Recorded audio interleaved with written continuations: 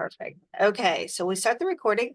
Following today's webinar, you will be receiving our presentation slides. So everything that you see, you'll be getting the recording to our webinar and anything else that we discover today that you should have. So I'd like for you to, if you want to talk to me, enter any information that you have in the chat.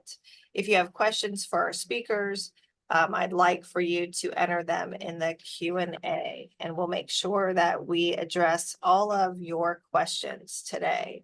And if not, we'll always follow up with additional information. I'd like to get started. Just kind of a quick intro about the Small Business Development Center.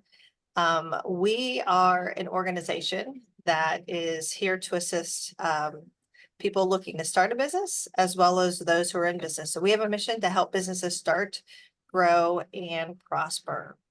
And you may be wondering, why then are we hosting a webinar focused on nonprofits when our audience is for-profit businesses? And the reason we chose today's webinar really was because we do get a lot of questions related to nonprofits.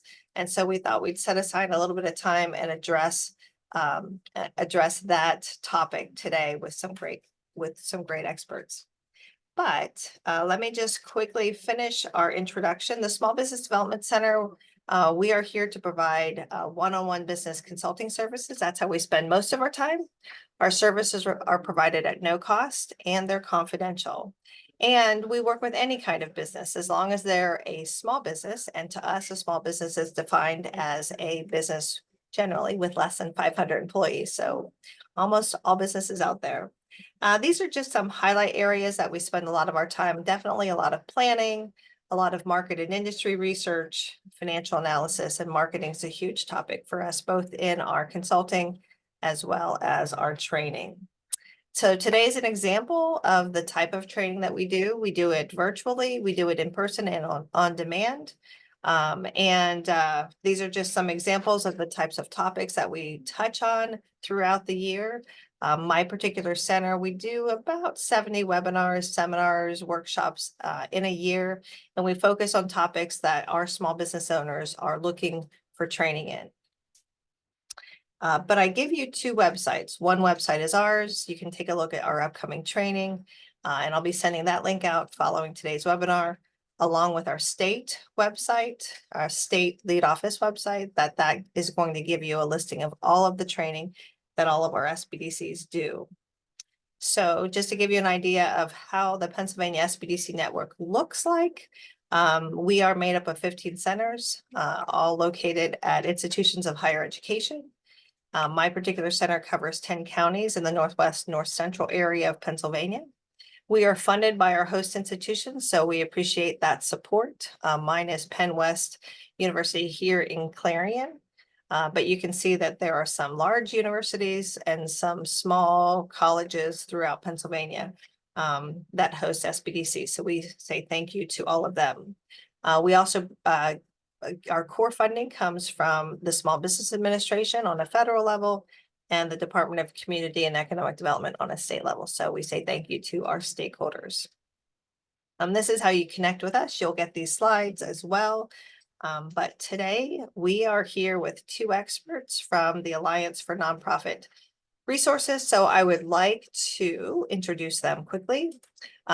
Zachary Carlino is the Director of Development at Alliance for Nonprofit Resources in Butler, Pennsylvania. Zach has worked at the agency since 2021.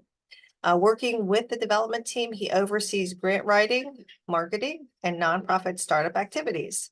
Zach also specializes in strategic planning and securing new contracts and clients for the Alliance. He's received certificates in grant writing from the Standards for Excellence and Advanced Grant Writing from Pennsylvania Association for Nonprofit Organizations and the Nonprofit Times. He has experience working in such industries as medical, human services, community development, historic societies, and arts and culture. Zach likes to spend his spare time playing sports and volunteering for local youth sports organizations.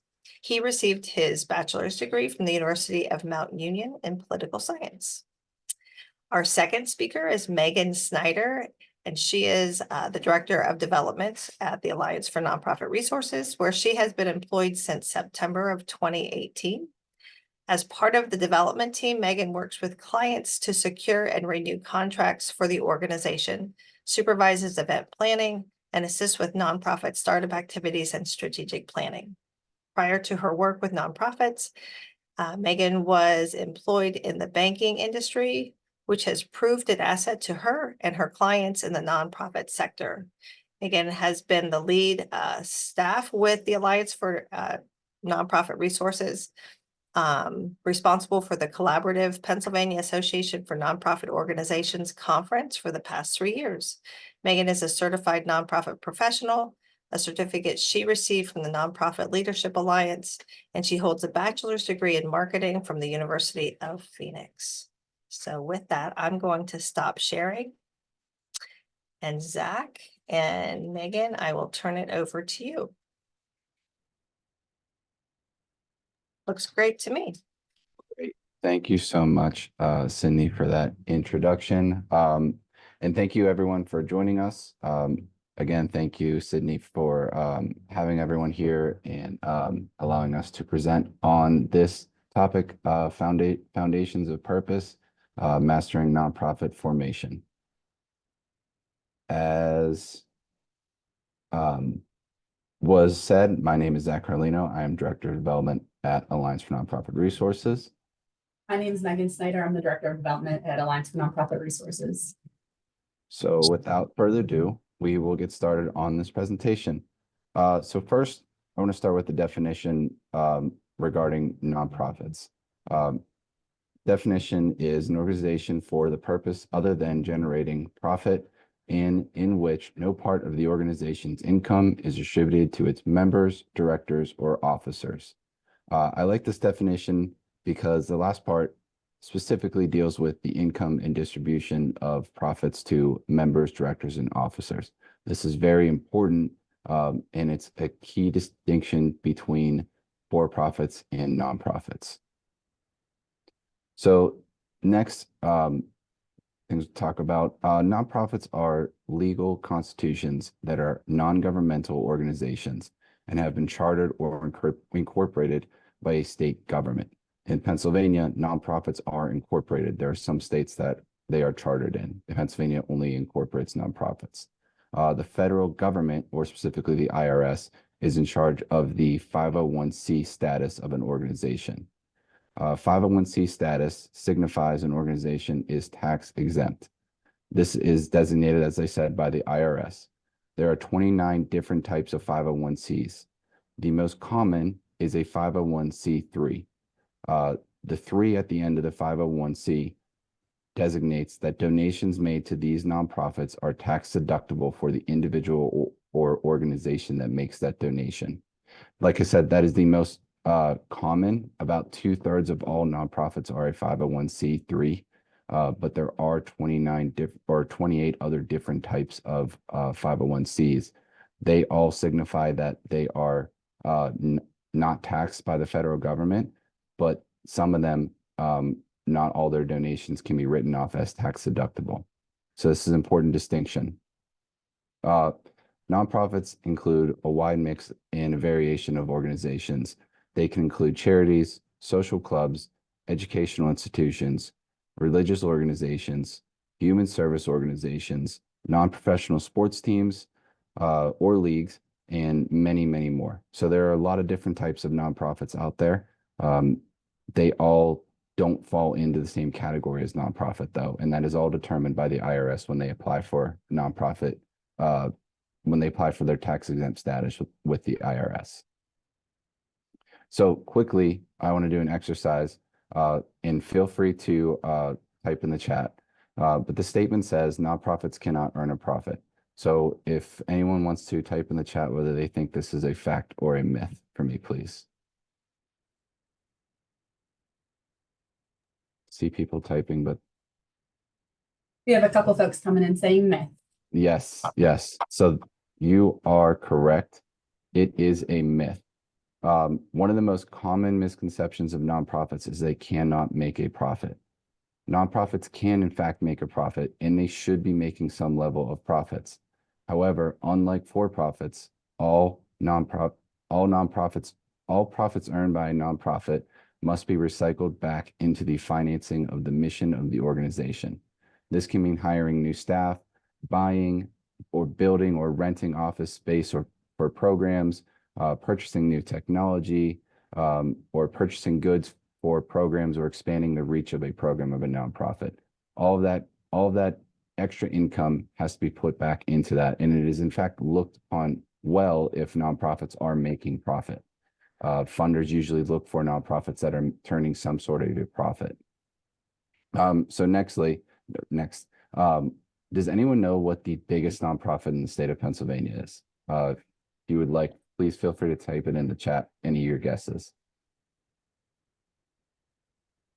The PA Wilds.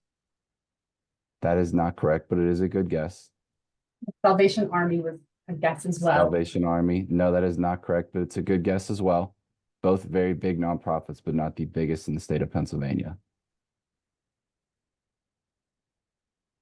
Any others? I don't see any. So the biggest nonprofit in the state of Pennsylvania is in fact University of Pittsburgh Medical Center, or otherwise known as UPMC. It is actually one of the biggest organizations in the state of Pennsylvania. So it just goes to show you, nonprofits can be major corporations as well.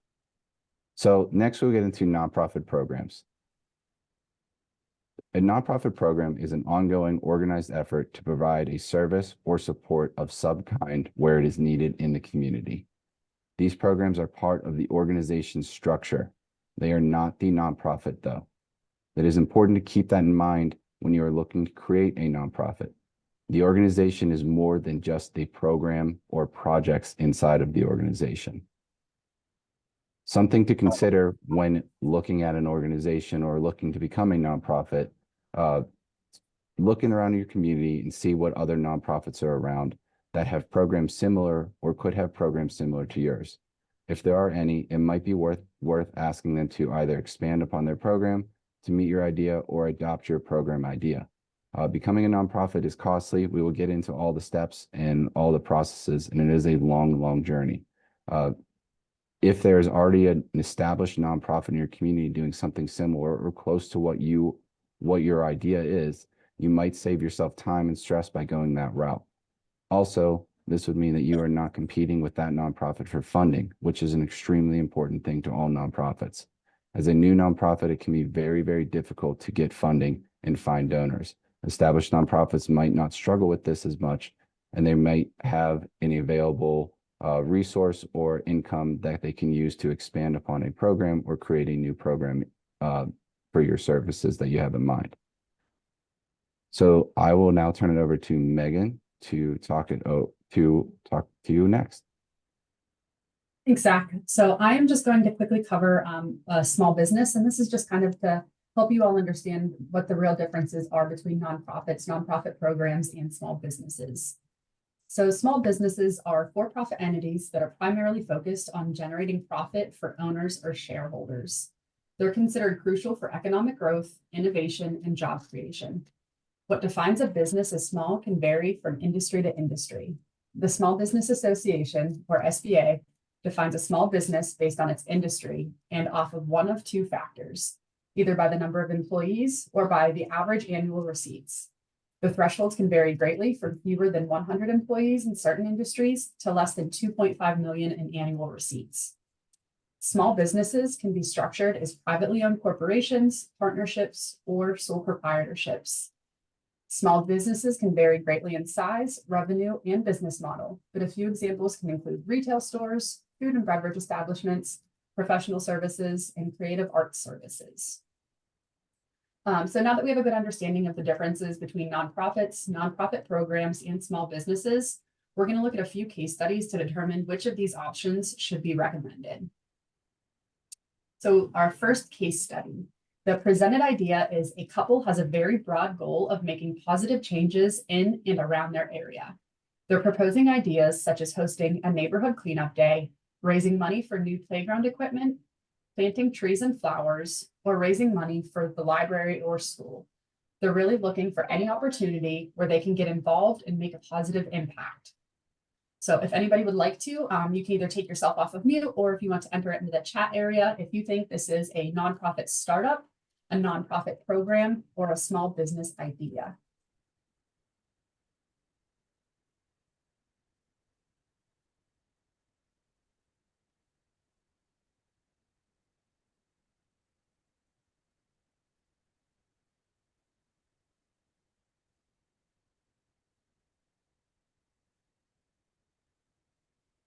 So we have Nonprofit startup. any other And- guesses? Someone asked to repeat the question. Yeah, so the question is a couple wants to, they come to us with the idea of making a broad, a positive impact in their community.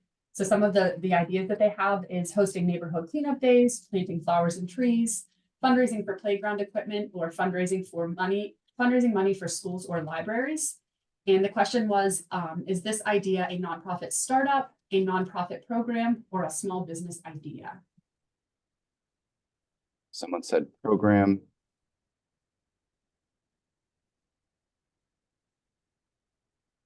Okay, so this is a nonprofit program. A nonprofit program refers to a specific project, service, or initiative that supports the mission of a nonprofit organization. A nonprofit organization is a legal entity that's established to pursue a mission that benefits the public or service groups or of individuals. In this case study, what the couple's looking to propose aligns with a nonprofit program as it is referring to a specific project. So we have a second case study that we'll cover now. And the presented idea is a community member wants to start a gym. The gym will offer different levels of memberships, and any profits earned from the gym will go directly into the owner's personal bank account. The gym owner would like to offer discounts to individuals with physical disabilities. The proposed idea is to start a nonprofit for this purpose. Would anyone like to take themselves off mute, or again, enter into the chat area if you think this is a nonprofit startup, a nonprofit program, or a small business idea?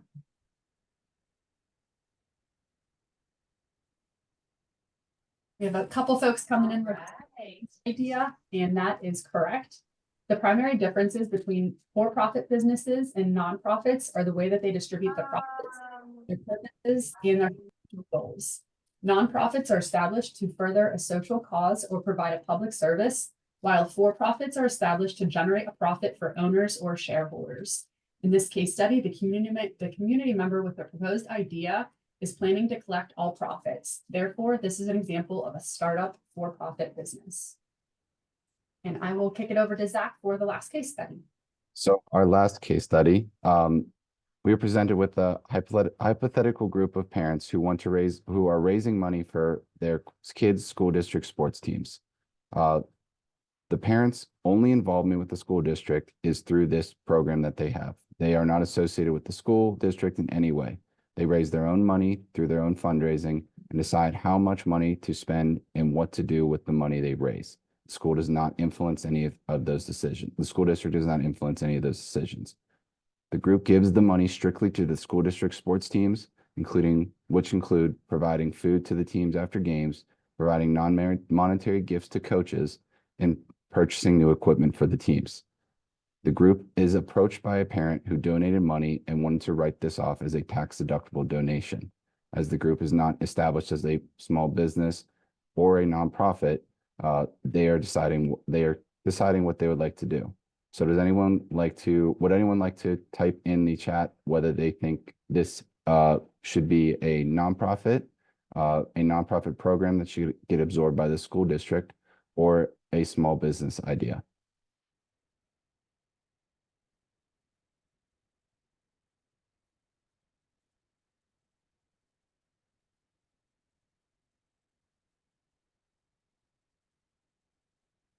So it can be both nonprofit or small business, depending on where the profit goes. Any others?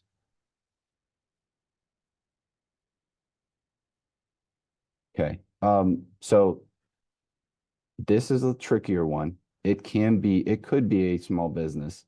However, we would recommend, if this group approached us at A&R, we would recommend that this became a nonprofit. The reason that we would push them away from a small business is because of the taxes that would be involved, and any donations that parents would make to the organization would not be tax deductible. Whereas if they became a nonprofit, they would then qualify as a 501c3, and parents would be able to write those donations off as tax deductible. The other thing to keep in mind with this is that if they became part of the school, they would not have control. They would probably not have control over what was done with the money and how the money was raised, thus giving up a key part of why they were doing this in the first place. So with that being said, we will move to a question slide. So we have a couple breaks in here for questions. I know there's a Q&A portion. If you want to type in any questions that you might have right now into the Q&A, Megan and I would be happy to answer. We'll take Zach, a little break right there. Yeah, Yep. we did have one a little bit earlier. Somebody had asked if you are already a 501c3, then are you automatically tax exempt federally and for PA?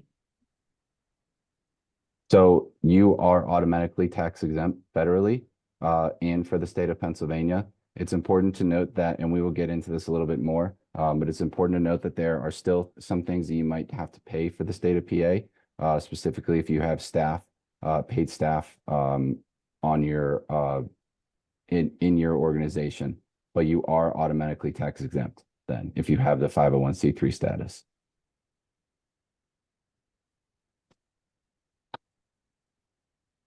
Megan and Zach, I can allow people to speak. I just need to know that they want to speak. So if they could just let me know that, I'm happy to unmute, allow them to talk. Sure. Thank We have a question in the chat. Can a for-profit company create a private nonprofit company as well? So yes, that can happen, and some for-profits do have nonprofits. Specifically, there are a lot of major corporations that have foundations involved with them. Trying to think of something locally. The PNC Foundation is a nonprofit that is associated with PNC Bank. So that can be done. Go ahead, Dr. Singer, you have a question. Here we go. Thanks so much, Cindy, and thanks, Zach and Megan. Wonderful presentation. I am Nripendra Singh, professor here at Penn West Clarion.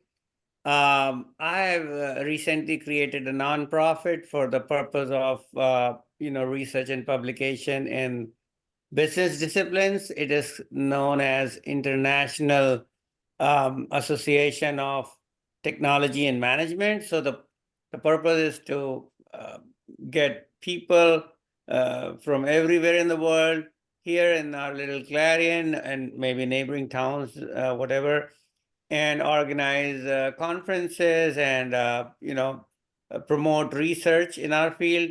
So my question is, now that I have done this, now I don't know other rules, like how we can, how should I start promoting it? Or maybe how can I start, how can I collaborate with other maybe educational institutions, or how should I approach others? Or maybe can I have a staff or somebody I can pay for doing some work, because it's a lot of work for me. When I started, I never thought that this is going to be like a lot of work, but now I have a lot of work, which takes all my time. So what is the procedure of keeping a staff, and how to manage those, especially the tax and maybe legal, like how we have to file, I think 499 or 999 something. So Thank you for your question. And Megan might want to jump in and say other stuff here too. But so this is We have more slides to go over, and we will go over legal requirements for nonprofits that they have to file with the state and federal government, like the 990 that you were referring to, as well as what nonprofits can do or should be doing if they have staff in the state of Pennsylvania, what you will need to sign up for to notify the state you have staff for unemployment benefits, all of that type of stuff. So we will go over all of that as well in this presentation. As far as notifying and working with other organizations around you, there's really no right or wrong answer to that. Getting out there, sending emails to people, trying to get involved would be my recommendation. Seeing who you can connect with and who has interest in what your organization is looking to do. It's networking is always the key thing. And for nonprofits, a lot of the biggest issue is just the getting off the ground and getting started. That seems to be one of the hardest hurdles for all nonprofits to get going on. And Megan, I don't know if you have anything else you want to add to that. I was just gonna say, utilize any and all contacts that you have, and just really the ask is the most important part. In all of your communications, just keep in mind that you don't know who other people know. So you're always gonna want to be promoting that idea. Yeah, perfect. Thank you. I look forward to more, the other slides and when you're going to talk about these legal and everything. So legal aspects. So thank you very much. Thank you. We have two other questions that came in, and then we will get moving on the rest of our slides once these questions are done. So the first one I see is, do you have to pay city taxes as a nonprofit? So you do not. However, I highly recommend speaking with local officials and county officials before you don't pay any taxes. As a state rule, nonprofits in the state of Pennsylvania do not have to pay taxes, local taxes or state taxes, but it is a good idea to speak with them to make sure everyone is under the same understanding and agreement as far as paying taxes and what should be paid or what should not be paid.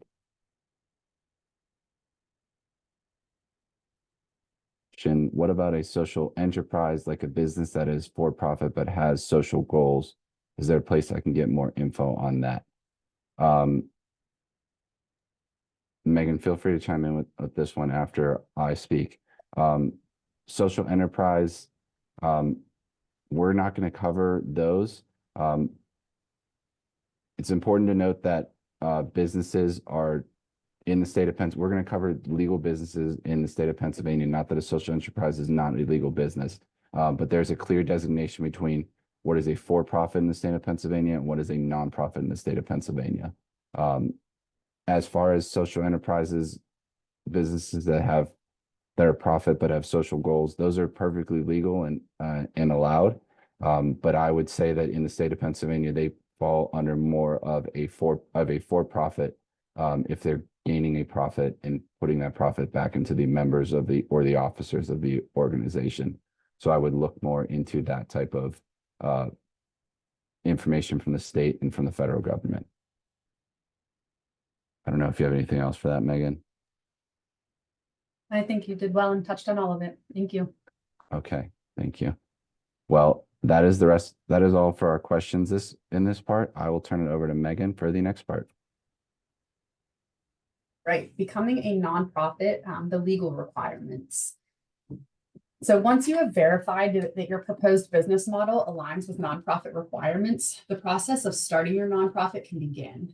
A&R recommends completing the following steps in the order that we have outlined when you're creating your nonprofit. So first is the name creation. You can get as creative as you'd like when you create your nonprofit's name, but you'll want to make sure that the name you choose is meaningful and relates to the nonprofit's purpose. For example, if your nonprofit startup is a local art center for youth, you would want to create a name that illustrates that activity. You'll want to verify that the name you select is available. And to do this, you'll visit the United States Patent and Trademark Office at uspto.gov to make sure that the chosen name is available on a federal level. And in the state of PA, you'll also want to visit pa.gov to ensure the name is available on a state level as well. And next, Zach is going to cover starting your nonprofit and creating the mission. Thank you, Megan. Okay, so the mission statement. This is the most important part of your nonprofit in creating the nonprofit. Mission statement provides one or more sentences defining the organization, purpose, target population or region, and broad methods for achieving its impact. The mission statement is the basis for tax exemption status from the IRS. So it's extremely important that the mission statement is put together well and makes clear what the organization is looking to do. Creating a mission statement requires consideration of the underlying meaning of the organization's program activities. A mission statement is most effective when it is brief yet broad enough to encompass programs conceived for the present and options for the future. A clear, well-crafted mission statement will articulate and document your organization's purpose, define the population, region, or issues targeted, guide the development and evaluation of your programs, align your board, staff, and other stakeholders towards a common goal, communicate to the public why your organization exists, attract support for your organization's cause, facilitate decision-making by providing a bottom line, and describe your organization in a unique manner. So there's a lot of things right there that a mission statement does. But with all those in mind, I would like to read to you the mission statement of the American Red Cross, because you might have heard all those and say, wow, how can a mission statement of 1 or 2 sentences really cover that? Well, here's the American Red Cross mission. The American Red Cross prevents and alleviates human suffering in the face of emergencies by mobilizing the power of volunteers and the generosity of donors. I think it's a pretty well put together mission statement. Now, is that their first ever mission statement created? No. And it probably will not be the last mission statement ever for the American Red Cross. So with that being said, you can change your mission statement for your organization. To change the mission statement, it must be approved by the board of directors. Megan will get into more of this board of directors stuff in the next coming slides, but really quickly, I just want to hit on it. It's important and vital that the board of directors approves this mission statement change. The revised mission should be formally adopted by a vote of the full board of directors. Be sure to note this on the board's minutes. And as with any change, it's important that documents for your nonprofits include the approved date of the change on their document. This will avoid confusion later about which version is the most current and up-to-date mission. A change to your mission statement should be reported to the state and the IRS. It does not have to be reported instantly when it is changed. There are filings that you will be doing for each that we will go over for the state and the IRS at the end of your fiscal year, that you can report the change of the mission then to both of them. Also, any changes to your mission, extremely important that these are reported to the IRS. If the IRS sees your programs and you have not reported a new mission statement, and say the mission has changed a little bit of your organization, you're doing something different, the IRS can revoke your 501c3 status based off of you not doing mission statement programs. Mission drive is extremely important. And like I said, mission statement is the reason for the IRS giving your organization 501c3 status. So like I said, Megan's going to take over and talk more about the board of directors and the bylaws of your organization. So first up is the board purpose. A board's purpose is really a critical component in the organization's success. The board will direct the organization's strategic direction, ensure legal and ethical integrity, and adherence to your mission. So like Zach said, making sure that any of the programs that you're doing align with your mission is very important. And one of the purposes of your board is to make sure that you stay in line with that mission. Additional purposes of a board of directors include providing financial oversight, leadership and advisory responsibilities, which includes appointing and evaluating the executive director, ensuring sustainability, which will include implementing policies, building capacity, and succession planning. A board of directors should be comprised of community stakeholders who share a vested interest in carrying out the mission of the organization. The board will nominate officers, which should include a president, vice president, secretary, and treasurer.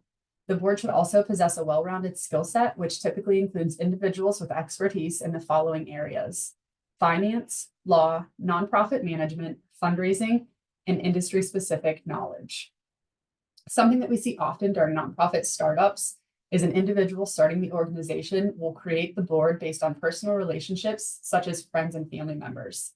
While you want to make sure that you feel supported by friends and family members as you begin a nonprofit, A&R strongly advises against having them as board members. You'll want diversity, expertise, and a skill set that can really provide advice for the organization's long-term sustainability. Once you have your board in place, you'll want to begin working on the organization's bylaws to create the standards for the organization and the board. The bylaws that the organization adopts will dictate the size of the board, if the board will have committees that focus on specific duties, the term length of a board member, and how frequently the board will meet, as well as director resignation and removal and the meeting attendance requirements. While an organization's bylaws outline board-specific requirements, the overall primary function of bylaws is to guide how the nonprofit is governed and operated. Bylaws will need to be created at the organization's inception and can be amended as needed to meet changes and growth that the organization experiences.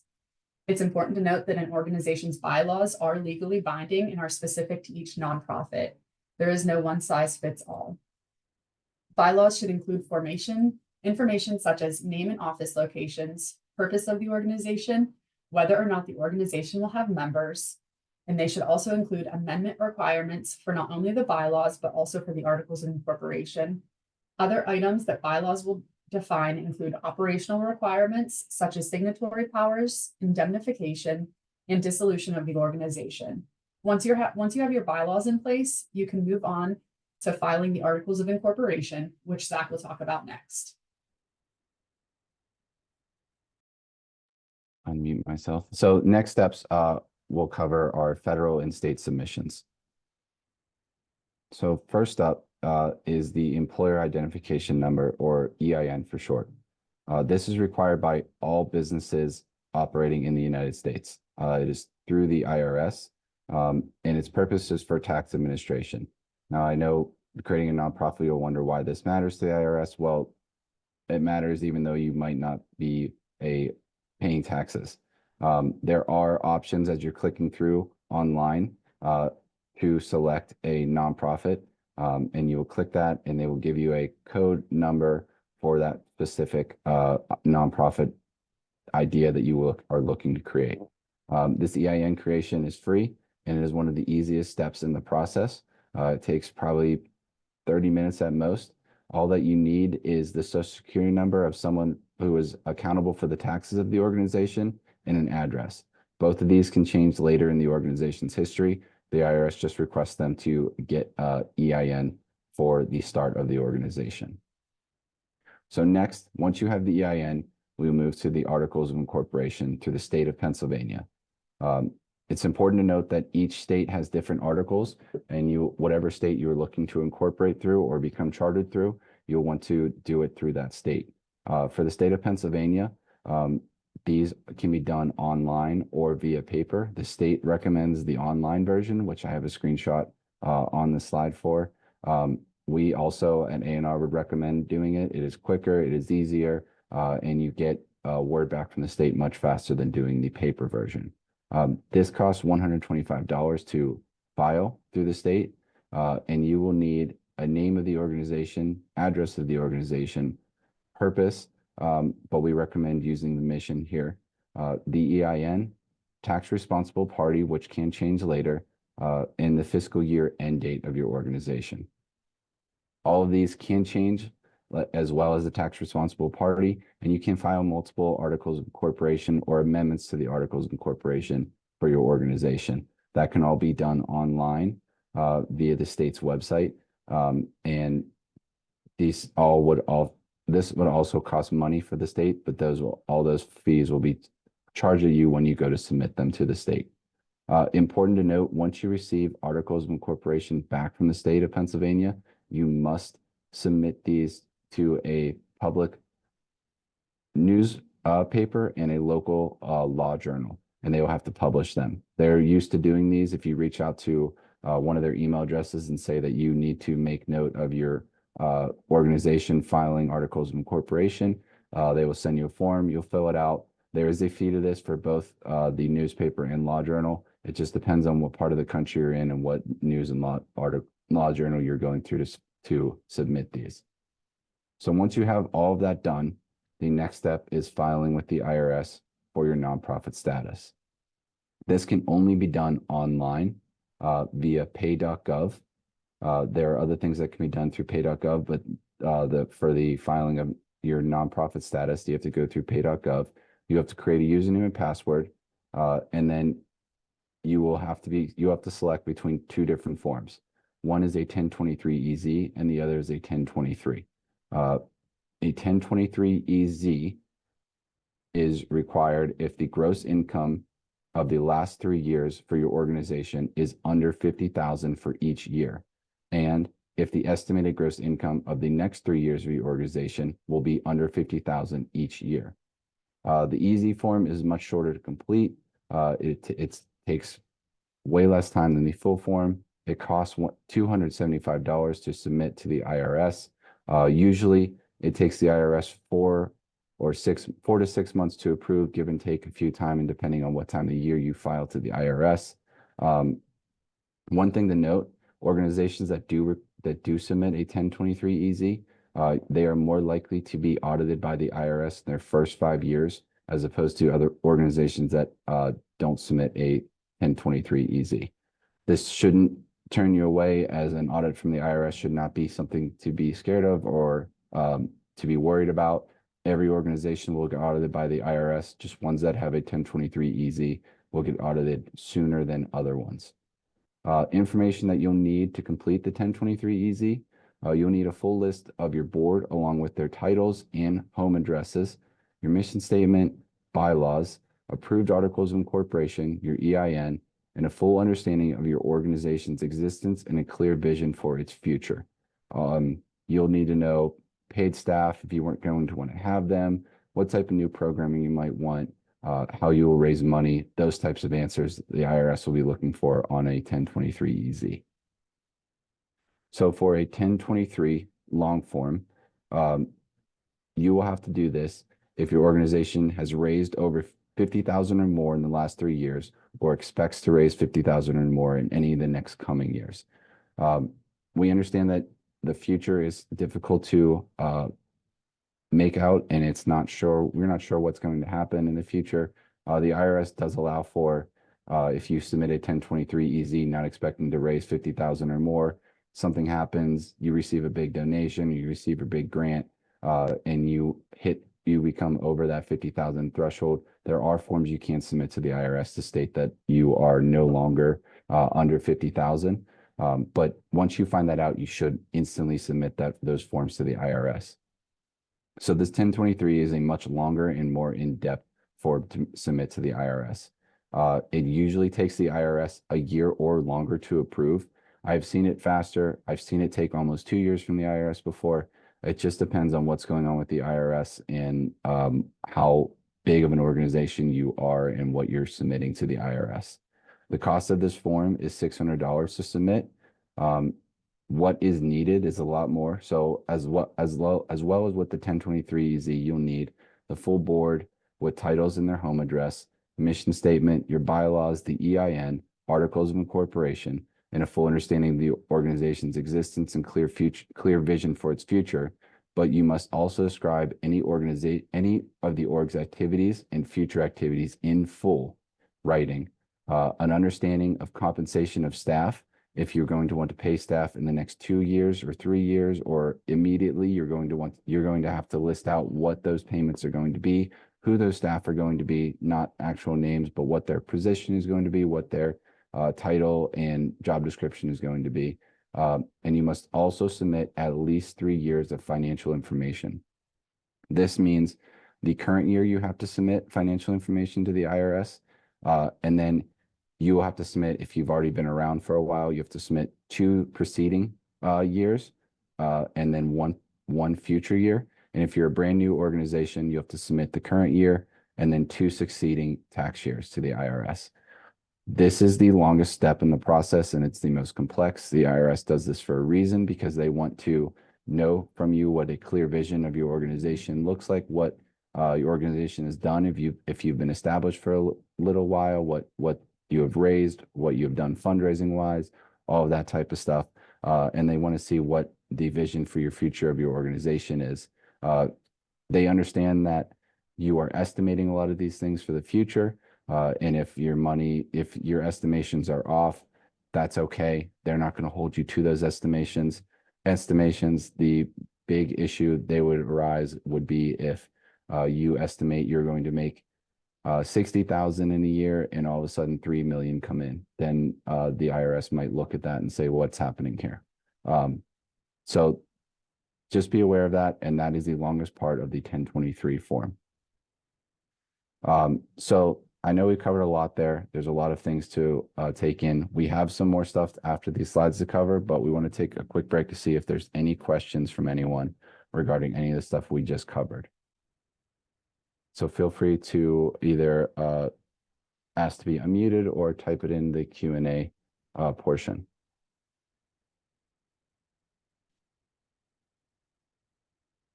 So there is a question from earlier.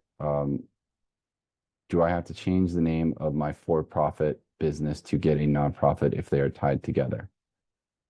I'm not sure exactly what you mean by that question. If regarding they are tied together, it's important to note that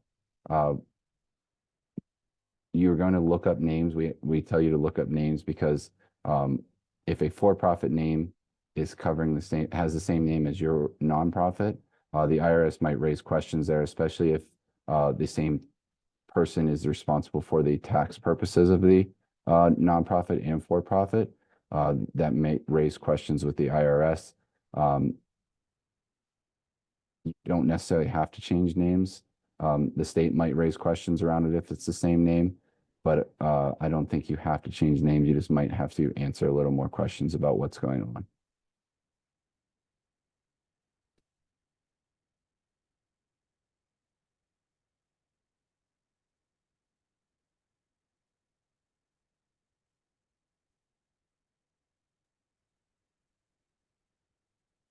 Cindy, could you give Sean Johnston access to talk?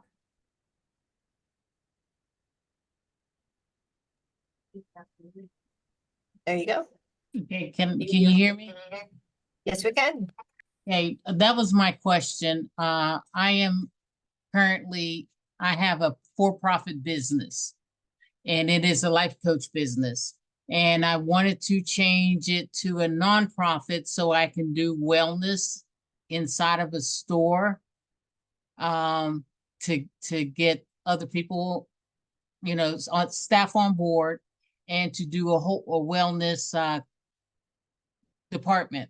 So that's what I was asking. Basically, what is my options for my current profit business called Destination Renew Transitional Life Coach into a nonprofit to go into a grocery store to set up a business or set up support in the local grocery store to help people with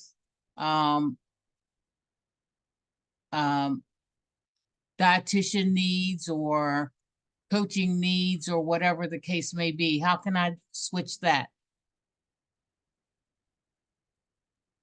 So the first thing you'll need to do, and I don't know the exact order of these, you'll have to file your articles of incorporation with the state of Pennsylvania for the nonprofit side. There are difference in articles between a for-profit and nonprofit in the state of Pennsylvania, so you'll want to make sure you're filing nonprofit. There might be something that you need to do through the state of Pennsylvania to signify that your for-profit is moving into a nonprofit. That might mean telling the state that the for-profit is closing and putting I don't forward necessarily dissolution. want to close my for-profit. I want to try to keep my for-profit. Okay, so then you would file a nonprofit articles of incorporation with the state, and you would have two separate organizations. One would be a for-profit and one would be a nonprofit through the state of Pennsylvania. Okay. If that makes Also, sense. Yes, that does. I mean, it makes it better sense. Also, family reunions, is it best for a family reunion to have a nonprofit or just go as is? Especially if we want to get donations from corporate. Family reunion is, so it's tough for me to say. If you want to get donations from corporates, from foundations, they are mostly looking for nonprofits to give to. So if you're looking to get funding that way, a nonprofit would be the route to go. But it's important to note that nonprofits and for-profits are important for different businesses for different reasons. You know, the mission is the key for the nonprofit, and the mission drive of the nonprofit is the key, and it's regulated highly by the IRS. So there's more that you need to do for that nonprofit than you would have to do necessarily for a for-profit. But it just depends on like what you are looking to do and what direction your organization is looking to go in.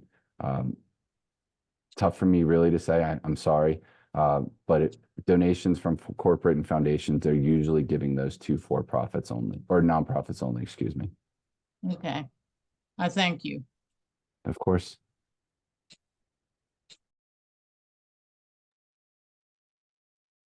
And then we have one other question.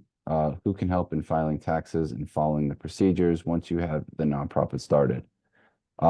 So as far as a 990 goes, which we will discuss in the next coming slides, a CPA is going to be the best one to work with. A&R does not do that work. We can recommend CPAs. I don't know them off the top of my head, but I know we have worked with CPAs before. But CPAs are going to be the ones that we would recommend you going towards for filing taxes with the IRS.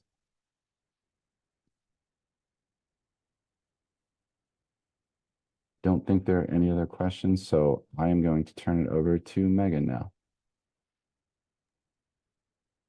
Thank you, Zach. So next we'll talk about the recommended steps. So these aren't legal requirements, but they're steps that A&R strongly advises. There are several items that aren't legally required that we recommend. And these items are your vision, charitable purpose, and a conflict of interest policy.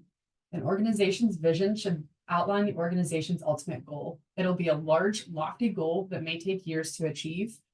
And the vision should be broad, and it should align with your organization's values. In many instances, the vision statement won't just specify the organization's overall goal, but it'll define an ideal world for the communities that it serves. And a couple of examples of vision statements for an environmental organization, they might use a vision statement such as a world where every person lives in harmony with nature, with all wildlife thriving in a healthy ecosystem. Another example that a health-focused organization may use is a future where all people achieve optimal health and well-being, free from preventable diseases. Next is the charitable purpose. A nonprofit's charitable purpose should depict the organization's foundational goal and can include categories such as education advancement, health promotion, promotion of arts, culture, and humanities, and environmental conservation. And last in the A&R's recommended steps is a conflict of interest policy.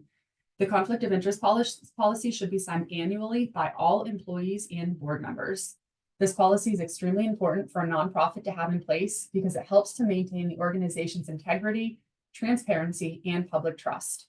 A conflict of interest policy also helps to mitigate risk and promotes fairness by ensuring the opportunities within the organization are rewarded based on merit and the organization's need rather than personal relationships or gain. An example of when a conflict of interest would be identified is if a board member refers a family member's business to help the organization with a contracted need. So what this could look like is an organization may need some painting done, and a board member could recommend their family member's business to complete the work for them. This would need to be identified to ensure the need for the paint work is real and that the board member is not just hiring a family member to help them out financially. So next, Zach will get into some more of the legal considerations. Thank you, Megan. So first up is the PA Department of Revenue. So not all nonprofits will have to register with the PA Department of Revenue. Registering with the Department of Revenue is for tax purposes. Like I said, not all nonprofits will have to do this. However, there are some nonprofits that do register for income tax, property tax, and sales tax. Depending on those nonprofits and their statuses, they might have to pay those, or they might decide to pay those to the local governments, knowing that those might help out the community. Some nonprofits do that. Also, other stuff that you might need to file with the PA Department of Revenue for is for sales tax exemption, which nonprofits are qualified for, but has to be approved through the state, and it's different than being getting your articles approved through the state. Benefits for staff need to go through the PA Department of Revenue, and if you do have staff, you'll need to apply to the PA Department of Revenue, because there are unemployment taxes that come out of staff's paychecks that you need to be sending into the state. Like I said, not all nonprofits will have to register here, but to register, it's pretty simple. The MyPath homepage, if you type in PA Department of Revenue and MyPath, it should bring it up. You will create a username and password, go on there and register with all the taxes that you need to register with. It's important to note that you register for the taxes that you only register for the taxes that you are going to pay or need to pay. If you register for one that you don't need to pay, you are still registered for it, and the state would still expect you to submit something for it. Even if it is a zero, the state would still expect papers submitted for this. So it's really important to make sure you are aware of what you're clicking on and submitting paperwork saying that your organization is going to submit taxes for that. So next up is 990. This is sent to the IRS. All nonprofits must complete a 990. Again, all nonprofits must complete a 990, and it must be done yearly.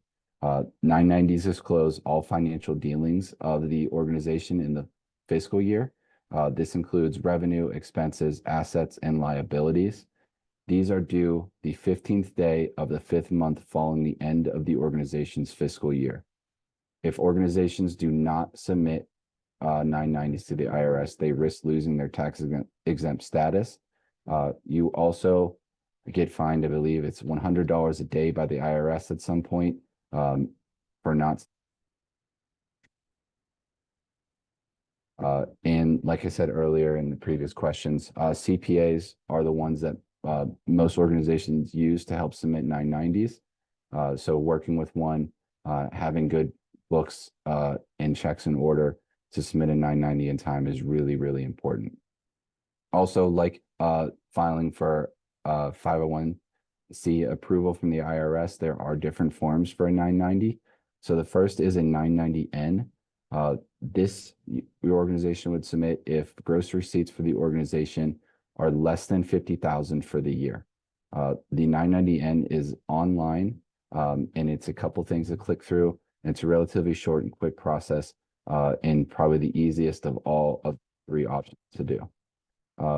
The next is a 990EZ.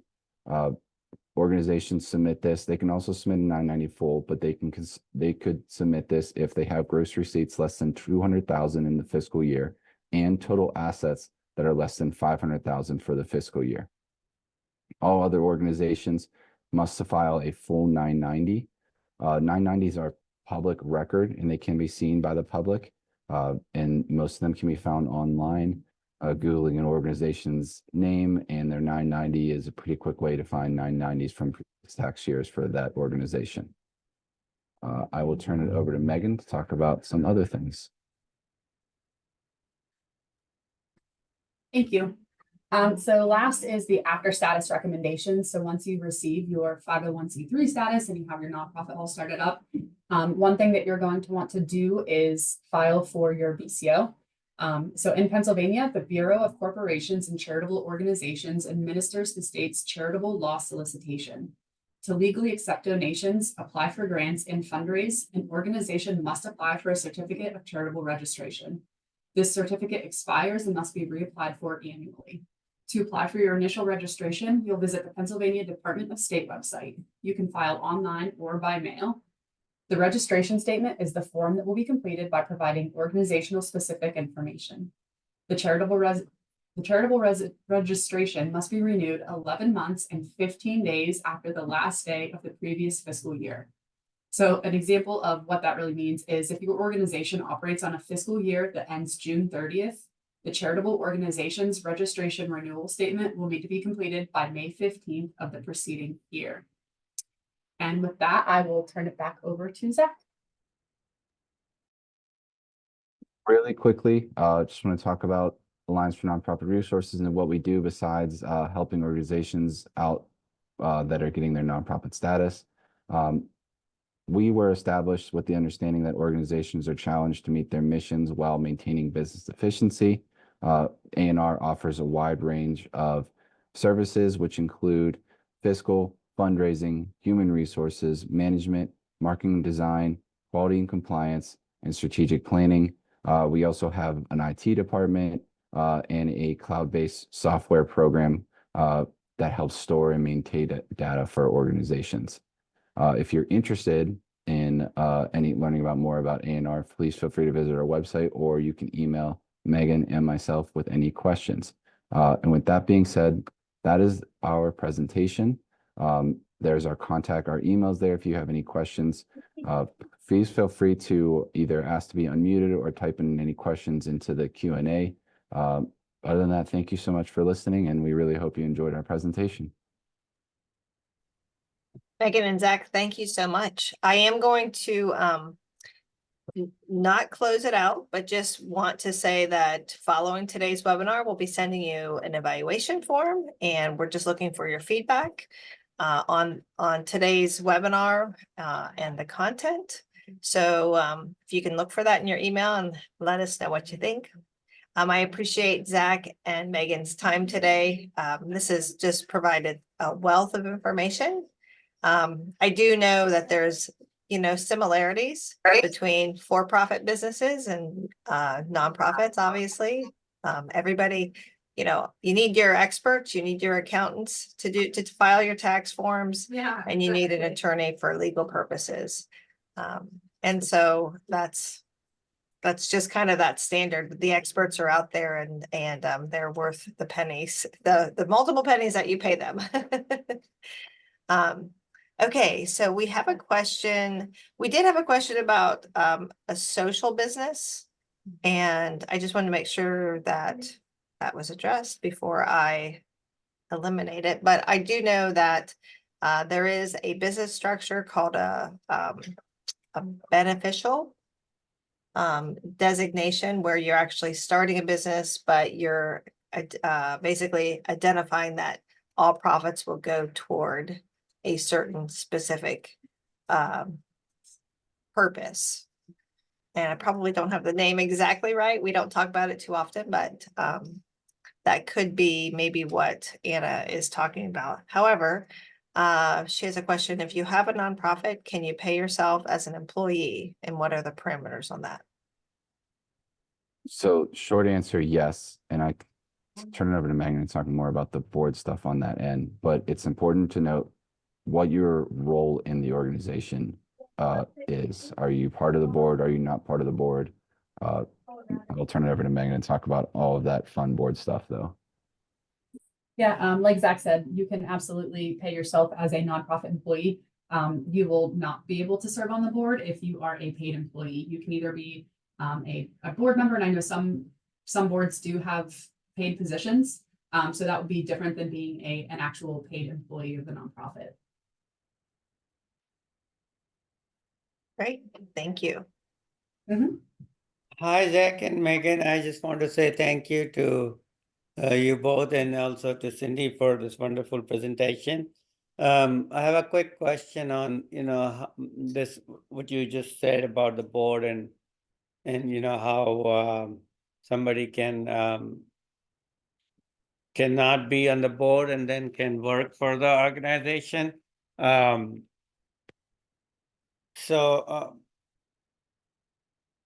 And you mentioned, before I ask the question, actually, I'm slightly confused here. Did you mention that, how a family member should not be a board member or should not be an employee or something related to that?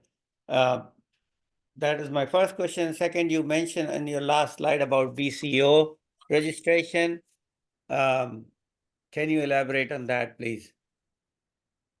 Yeah, so you can have family members or friends on as your board of directors. We just recommend against having your entire board be made up of family members or friends. So to have one or two people that have that industry knowledge, that's absolutely allowable. They'll just want to designate on the conflict of interest form that they are a family member or a friend. And then as far as the BCO goes, was there a specific question you had on it that I could answer? Yeah, I mean, like, for example, I just mentioned I have recently registered this nonprofit. So should I register for this BCO or not? Because, in my this nonprofit, the purpose is to organize a conference or publications and to have some folks coming in and having a networking meeting and discussion on academic discussions, academic like a seminar, conference, or whatever. So in this situation, in a typical conference, you may be aware that how people pay for their own for their own lodging, boarding, and the event organizer, or maybe somebody like us who are organizing this conference, will have a membership fee, or maybe the actual for the food and whatever, so the registration fee and things like that. So will that be considered as a what you call the BCO, like donations, or will that be a membership and event fee? How does those things differ from each other, or how can we just understand them better with BCO? So the BCO would be required if you are planning on doing any type of fundraising or collecting any type of donations. For the membership structure that it sounds like you're talking about, the BCO is not necessarily required. But we do, like I said, just strongly advise all nonprofits to get that BCO. That way, if you're ever in a situation where somebody says, I really like your nonprofit, I really like your cause, I would like to make a donation, you can legally accept that donation. So what I hear from you is I should go ahead and register for BCO because somebody might be interested in giving a donation, or if we may or may not want to go in for a formal, like a fundraising event. But so the membership is different and the payment for the event is different, right? It's not a BCO thing. Right, the membership would count towards income. Membership will be the income. And what about the event? I'm sorry, what was that? The event? So the conference, for if they are paying for the conference fee, will that be different than the membership fee? The event fee. Zach, do you know? So I would say that while it's not considered a donation, it is, like Megan said, income into your organization. And it's probably best to register with the BCO anyway and just report to the state what you have coming in. Because in the state's eyes, they'll see it all as income anyway, whether that was raised through donations or foundations or grants.